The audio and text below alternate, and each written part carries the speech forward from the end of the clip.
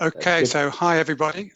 So there's the title and the list of co-authors. I'm particularly grateful to Robin Clark and Glenn Harris, who have crunched all the data and produced all the plots you're going to see over the past week or so.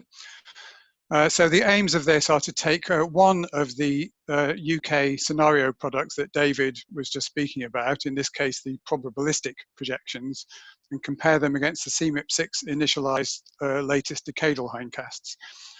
So as a UK example, we're going to use England and Wales seasonal means, but we're also interested in sort of larger scale metrics of skill that might then feed into or drive some skill or added information we might see over the UK. So I'll show you examples of global mean, surface temperature, and then later on we're also going to look at some North Atlantic sector drivers as well.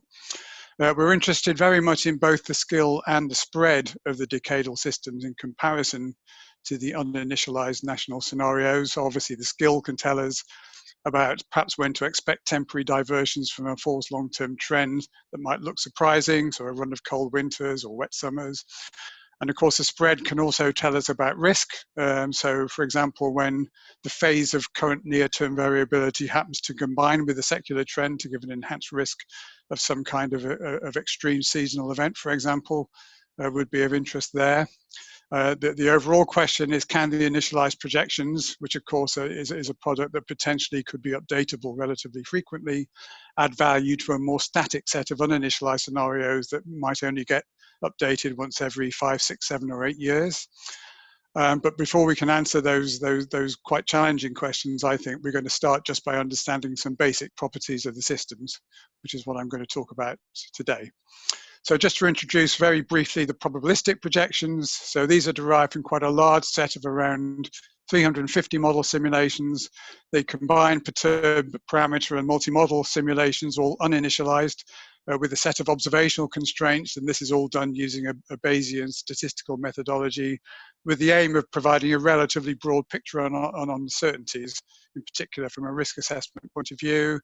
As David says, they're now provided at the annual timescale, and they're built up from 3,000 individual Bayesian samples of transient variability and change. So the uncertainty ranges consider both internal variability and model uncertainty. And then we apply all forcings historical, moving into one of several future emission scenarios. And you can see a couple of examples there for global mean temperature and an example over southern England of summer temperatures. Now, the CMIP6 systems, for those, we're using 7 models at the moment. There's potential to add more. They're all 10-member ensembles, which in each individual system sample alternative initial states. Start dates vary from 1st of November to 1st of January, and there's now a very large set of hindcasts every year from 1960 up to near present day. They use historical forcing and switched to SSP2 4.5 in 2015.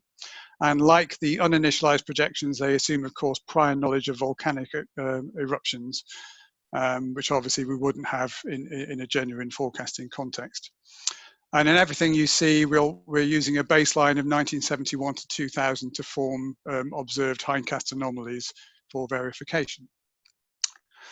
So I just wanted to start before I show you some of the decadal results in just supplying a little bit of context, just using one example from the probabilistic projection. So this is a plume on the left of England and Wales temperature in summer. And you see a range of uncertainty in that sort of reddy pink plume, which goes from historical through to the future. You see the climate change signal really not getting going for the first part of our hindcast period much until about 1990. And then it just starts to ramp up and then starts to accelerate through to the present day conditions, and then accelerates more into the future. And I think that's an interesting point, because forecasting climate change trends is a potential aspect of skill common to both the systems, whereas forecasting the phase of internal variability can only come from the initialized systems. But that balance is changing through the period we're looking at. So if you look on the right, the red curve shows the time evolution of the 80% confidence interval in the PDFs of the projections. And you can see it's fairly flat through to about 2000, and then it starts to increase. And that's as uncertainty in the climate change signal really starts to kick in. But the black dash curve shows the contribution from internal variability, which is dominant throughout most of the hindcast period. So that just provides a kind of context about the emergence of climate signals, and also perhaps sets a warning that conclusions we might draw about the relative value of initialized and uninitialized projections might change a little bit in the future as those balances change as well.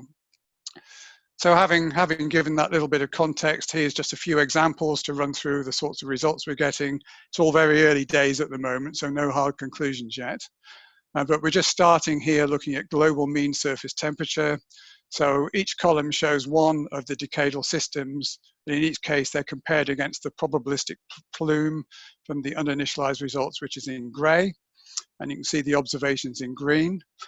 So the top row shows year one, and of course for many previous initialized forecasting experiments, we know that we expect to see some added skill in year one through initializing the phase of things like ENSO or the PDO, for example. And indeed, we see that in the red dots, which show the initialized hindcast. We see they track the green observations and can predict to some extent departures from the median of the probabilistic results that we see in the observations. So for example, the hiatus period from around sort of late 1990s to 2012 or so, you see in green, and you can see that the initialized systems are picking up some sense of that in year one. But if you then go down to the next row and look at the year 10, so by this time in the initialized systems, the spread of the red dots has increased as a sign that they're losing signal from internal variability in a classical predictability sense.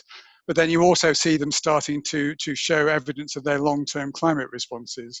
So the Met Office system, which is again based around this high sensitivity model that David was just talking about, you see by the hiatus period, it's now no longer picking it up, and it's now migrated towards the top half of the PDFs, perhaps because of this high sensitivity.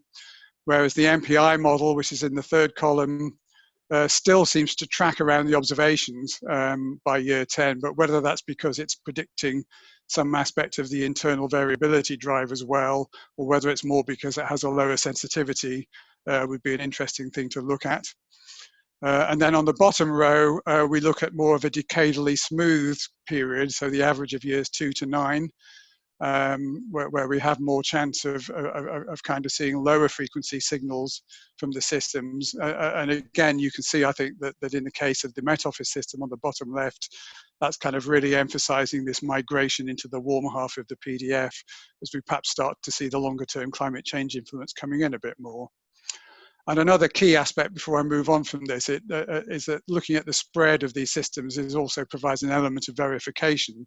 So in the CAFE system on the right, which is based on the CSIRO model, you can see that even at year one on the top right, there's a much broader spread than there is in the other systems. So that maybe suggests that there's some aspect of the initialization which isn't quite working so well perhaps in that model. So it just emphasizes that it's important to kind of assess each of these systems individually before we might consider combining them later on. And then these are just now a couple of examples of how things look over England and Wales.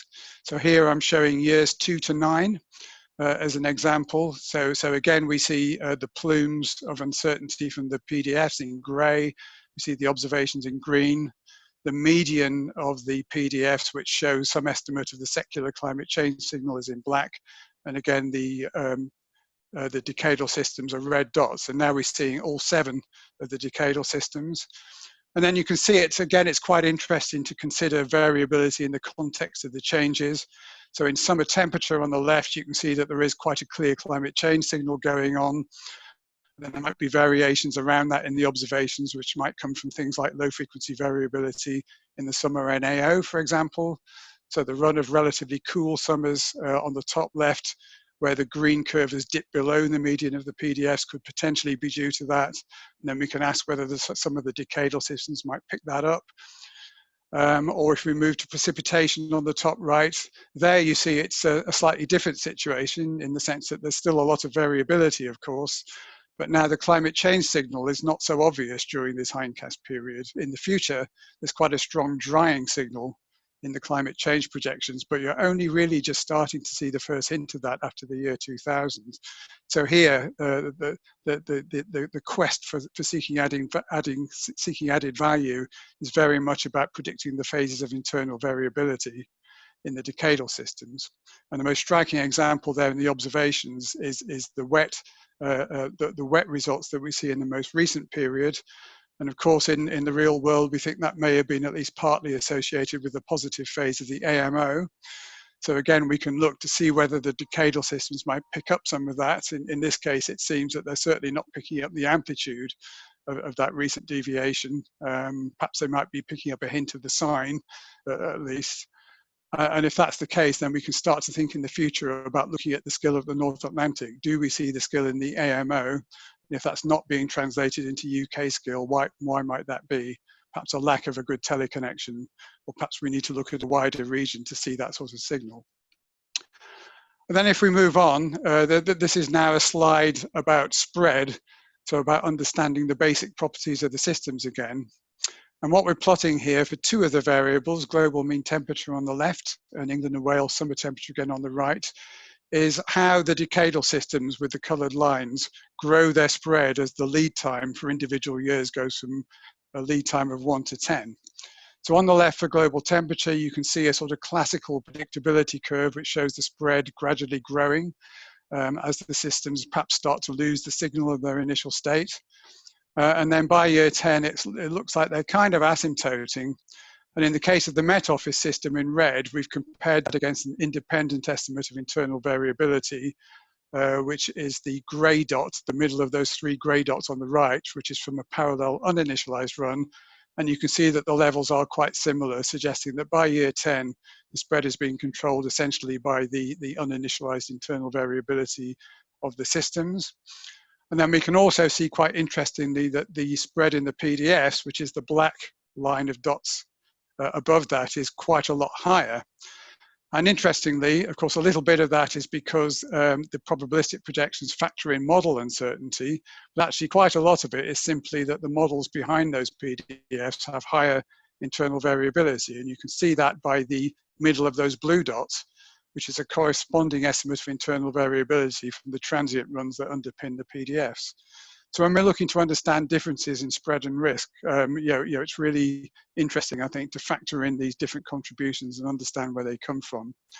Then if we look at England and Wales summer temperature on the right, we see a somewhat similar story, where again, the PDFs give a bigger spread than any of the internal systems. And again, if you look at that blue dot, it suggests that actually quite a bit of that is simply because, again, the internal variability is a bit higher in the models behind the PDFs than it is in the than is typical of the decadal systems.